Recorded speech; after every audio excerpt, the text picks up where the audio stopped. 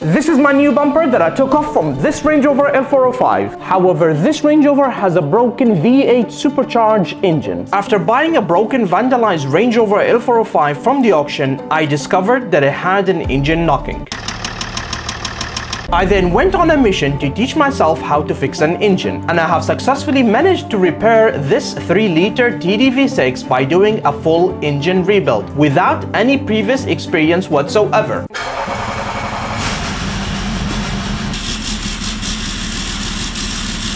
So I asked myself, what is my limit and what else can I do with this knowledge? It would be a shame to waste all of this knowledge that I had from the 3-liter. So I decided to challenge myself and buy another Range Rover L405, but this time with a 5-liter V8 Supercharged damaged engine. It packs 517 brake horsepower. It does 0 to 60 in 5 seconds. I ran some diagnostic tests only to discover that the car had a timing chain issue. Cylinder number 7. Is that a valve there?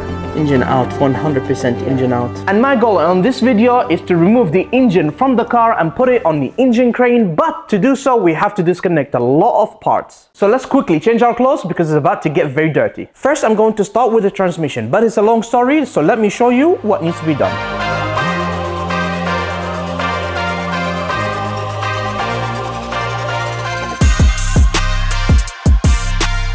This is a transmission jack. The transmission jack holds the transmission and remove it out of the car.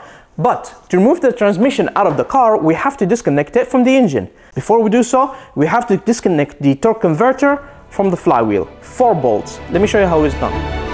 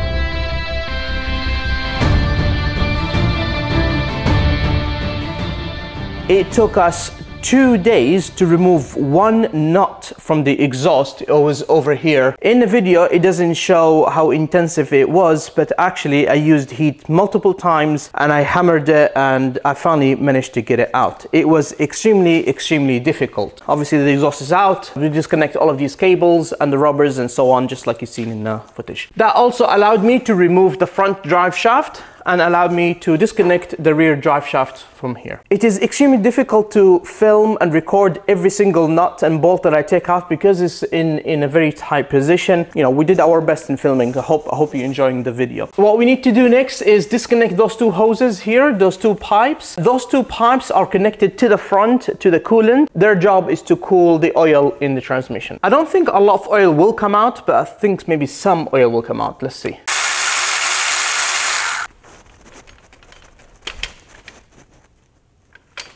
So now it would be the right time to access those 4 bolts. I have looked over here. It's not over here. In the 3-liter, they are usually over here. But actually in this 5-liter V8 Supercharged, remember, it's over here, by the way. I put a mirror here and you can see the bolt there. Yes. Okay. These are the bolts that we need accessing. To remove it, you have to use a mirror and an extension. Can you see the extension coming from here?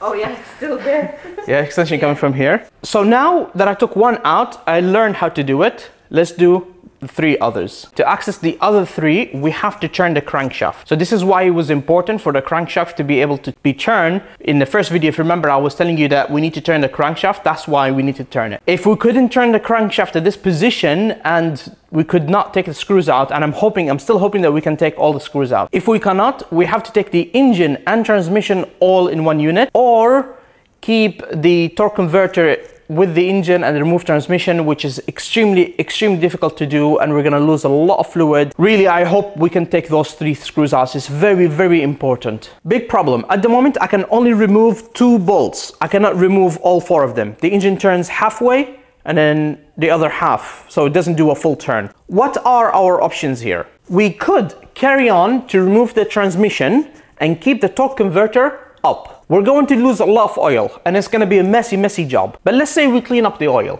We're going to have the torque converter still in the engine. It's going to be, I don't know, maybe like, what is that, 6 inches, maybe 6-7 inches, which will cause us more problems in the future. Let me show you why. We're going to get rid of the problem underneath once we remove the transmission. But then now we will be time to remove the engine. When we come to remove the engine, there isn't a lot of space. So that means that we have to move the engine a lot to the front. And to do so, that means we may have to remove the crash bar and remove all of these here, like literally just remove the whole front end, even the metal pieces, everything here, including cables, including radiator, literally everything, because there isn't enough space. The other option that we have, which is, well, I'm thinking about it really logically, why the engine is not turning. It could be because of the chain, or it could be because of the valve that fell on top of the piston is stopping the piston from going all the way to the top. We are going to remove the supercharger regardless, and we are going to remove the cylinder head regardless, okay, this side here. So what I am thinking,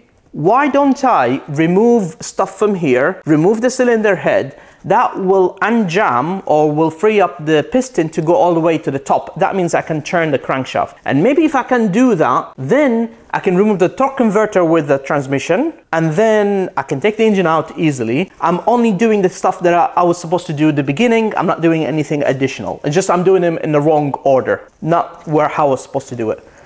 Let me think about it for 5 seconds. This will be a great time for me to address also some of the previous comments and advice you guys been giving me. This is a Land Rover Range Rover, just like my old silver car as well. The L322 is also a Land Rover Range Rover. This is not a Land Rover Discovery. You have to be careful because the Land Rover Discovery, especially the older ones, they are body on frame or body on chassis, whatever you want to call it. So they can split them, okay? When your recommendation were like, why don't you just keep the engine and a gearbox here and you just raise the body? You cannot do that here, okay? You just need to be clear. This is called a monocoque chassis, which means the chassis or the frame, it's in the body welded together. You cannot disconnect them. There is a subframe here and there's a subframe in the back, but that is it. The other comments were, why don't you keep the subframe here with the engine and transmission and then lift the full, again, the body. This can be done, however, to do so, I have to disconnect all the suspension items, the whole suspension, the arms,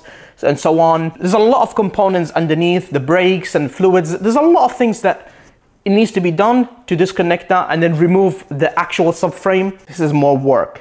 Removing the engine a super easy job. There are 2 mounts and there is a transmission. You disconnect the transmission, you remove the 2 mounts and you take the engine out. It's as simple as that, guys. So after thinking about it for that 5 seconds, I think we're gonna go with the route of removing stuff from the top and unjamming the piston rather than removing the transmission now. We unjam it, we turn it, we remove the bolts from the torque converter, and then we carry on as normal. So after doing a lot of research and study, this is what we reached. We need to remove the cylinder head. This is the left cylinder head. But before we do so, we need to do few steps actually. It's not difficult, but there's a lot of them. We need to remove the camshaft before we remove the cylinder head. But before we do so, we have to remove the timing component. And before we do so, we have to remove the timing cover. And before we do so, we have to remove the valve cover. And to remove the valve cover, we have to remove the fuel rail. We're gonna have some issues there. But before we do so, we have to remove the supercharger.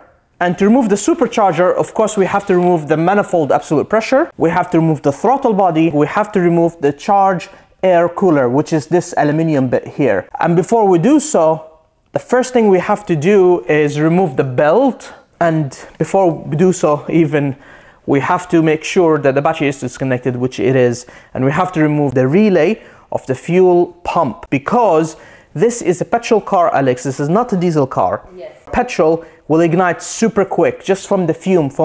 As soon as we open it, it's gonna have fumes coming out. You can't see it, but fumes coming out, and that is easy to ignite. Okay, so that's why we have the extinguishers all around the shop. We have a few of them. Diesel is made out of oil, so it's not easy to burn. Without further ado, let's just get cracking.